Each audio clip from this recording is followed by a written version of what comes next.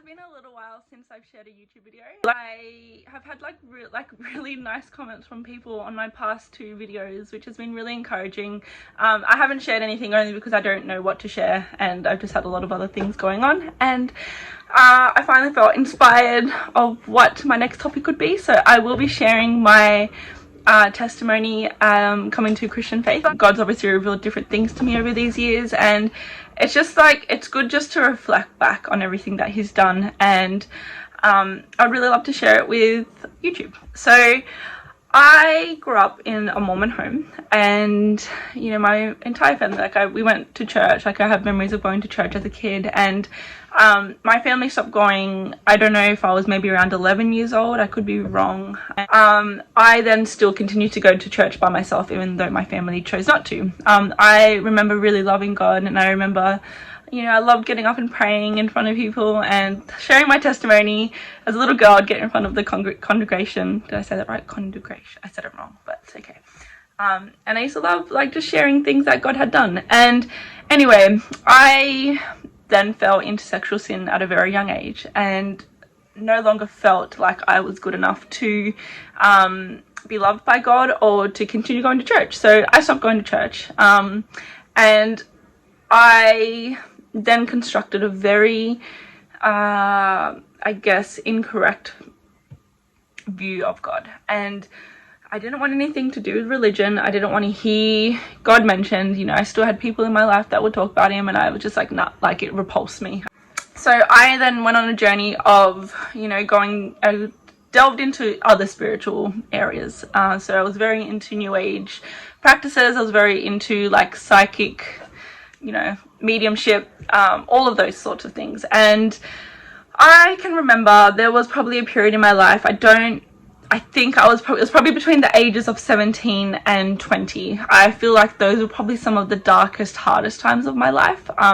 You know, growing up, obviously, I went through a lot of trauma and hardship, but I think that for myself personally, that was a really hard part of my life. I was very depressed. I was very, in my mind, struggling with suicidal thoughts. I was very manipulative. I was a liar, you know, and when I say I'm a liar, I feel like everybody, you know, says lies, but I would lie often, and just to get my way, just to make myself not get in trouble, and I would do very sneaky things that, you know, were very hurtful and to other people and to myself. And lots of drinking, lots of drugs, lots of partying, cheating, just anything you can think of. I was spiraling in that direction, and I slowly started to step away from that, started to step away from the party life, fell pregnant, and still when I was pregnant, I remember still partying a bit, and then I don't know what happened, but probably just stopped hanging around people that partied, moved up to Queensland. Scarlett was 6 months old, and I feel like this is probably when God started to penetrate, that's the worst word to use, started to intervene really obviously. I think he was always intervening, but the real obvious change happened probably around 2000, and not change, the real obvious shifting started happening maybe around 2015, 2014.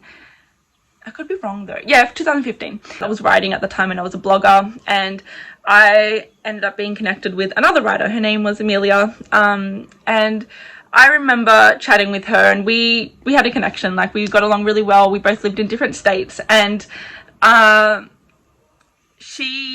don't even remember. I probably have to go through the conversations to reflect, but I remember her sharing her faith, and she shared that she was a Christian.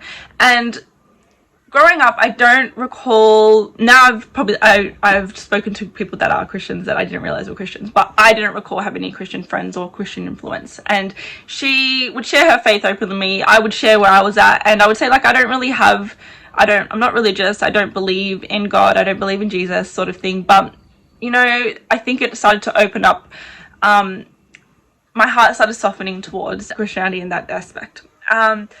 You know, and then through my blogging, I was online a lot, meeting different mums or different people, and I got connected with another mum named Darcy. And I remember when we met, she was just a big ray of sunshine, and you know, she's still my best friend to this day. It's been 5 or 6 years, and I we got invited into her life and her family's life, and it turns out that they're Christians also. So I just remember feeling very accepted by them, and her family. And this is, I don't know why, but this is a memory that has just always stuck with me. So we got invited to her 21st birthday, and at the time I wasn't working, the girl's dad wasn't working, and we didn't have money, but I really wanted to get them. Like, I made this new friend finally. I don't really have friends up here in Queensland, so I really wanted to be there. So we cracked open our money tin, put, I think it was like $13 of coins of petrol worth in the car, and we've gone to her party. And I remember so the first time I met her mum, I was like, wow, there's something really different about her. I think she must be spiritual. So she was just so sweet and so kind, and the rest of the family were the same. And then seeing the way that they interacted with each other, seeing the way they interacted with us, I was like, wow, I've never really experienced this. And towards the end of the night, we had shared that we couldn't get her a present, but we did like spend our last money to get here, and she was so touched by that. And at the end of the night, her mum comes up to us and she hands us, I think it was $70, and we're strangers, like we've never met her family before, and we're like gobsmacked. We're like, why would you give us this money? And she's like, well, a few of us wanted to put it together. We know that you guys are struggling, and we just wanted to bless you guys. And it was shocking. Like, I know it's just a small act of kindness, but I remember feeling like really like, whoa, like why is she doing this? And she ended up sharing the gospel with us, and for the first time, I feel like maybe ever, I really believed what she was saying. She's speaking of Jesus. I'm like, she really believes that Jesus is real, and you can see that she loves him, and it was just really interesting. So we've left that, and that was a seed along these other seeds that God was planting, of him softening my heart towards him.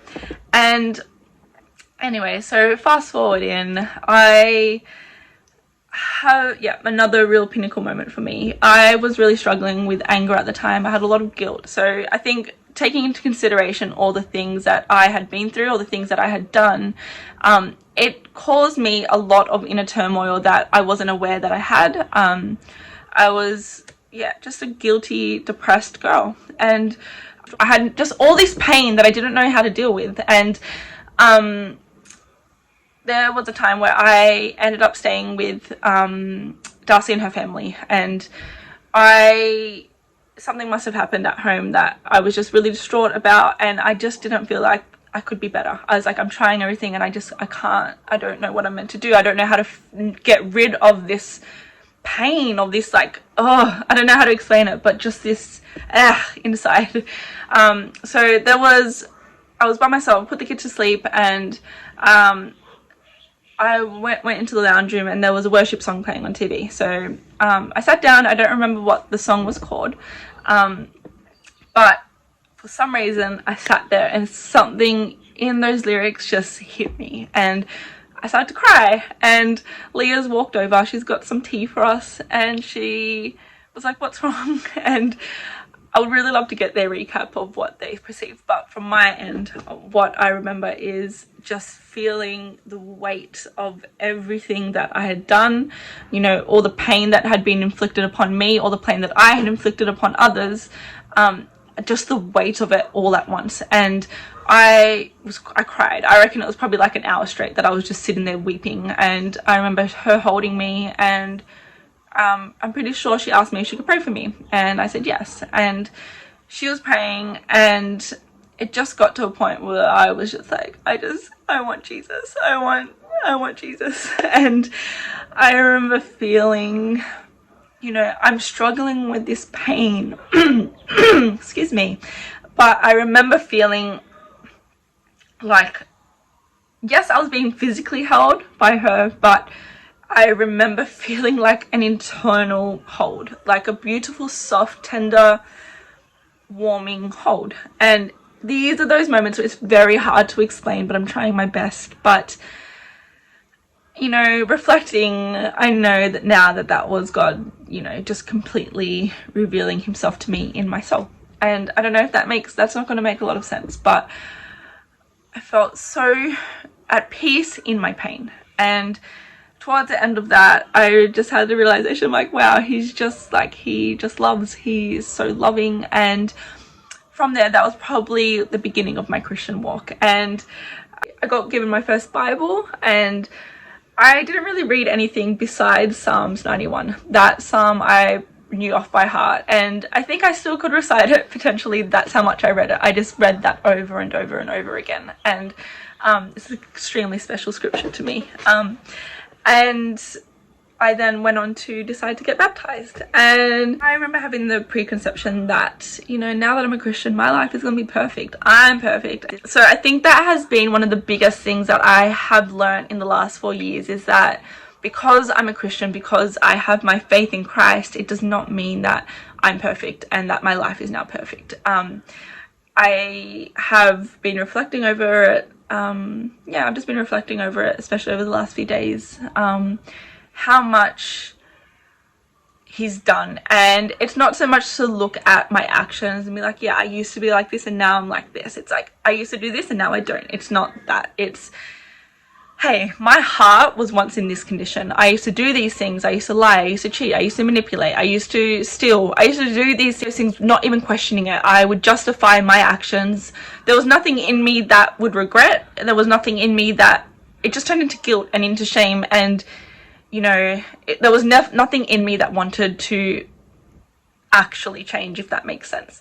So I guess then on the other side of that, coming to Christ, it's like, hey, he's done this change in my heart. It's not so much that I'm now making all the right decisions, because that is far from the truth. I make plenty of mistakes still. I still fall into sin, and I still, you know, fall into things that I used to do prior to being a Christian. But the difference is that when I do, there's something in my heart that it aches my heart, like it hurts my heart when I make those decisions. And prior to Christ, I didn't feel like I had hope. I didn't know what direction I was going. I didn't know what, you know, the end of me would look like. But with Christ, it's like I know no matter what I go through in this life, I know who I belong to and where I'm going. And I know that there is a constant help, there is a constant comfort, and it doesn't mean I'm free from pain. It doesn't mean I'm free from these things. But when I'm in those things, there's an answer to this human experience, and there's an answer to all the unnecessary things that I believe happen in my life that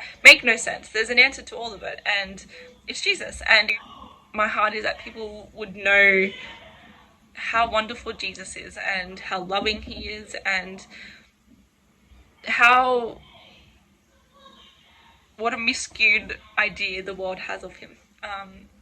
I just want people to know there's hope.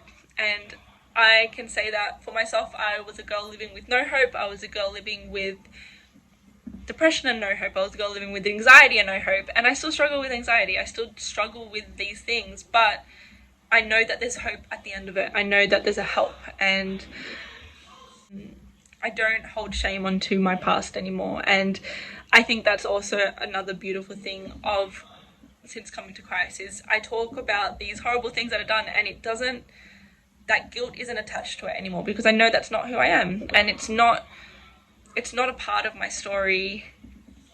No, it is a part of my story, but it's not a part of my character and my heart anymore. That is gone. And yeah. Okay, so I think I'm going to end it there, but I really enjoyed sharing that, and if I enjoy making YouTube videos, I don't know how often I'm going to make them, but whenever something comes to mind, I will share more.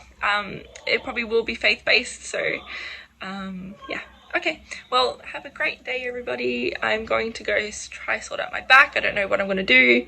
Rub some oil on it, maybe have a shower. I don't know, try to get it healed.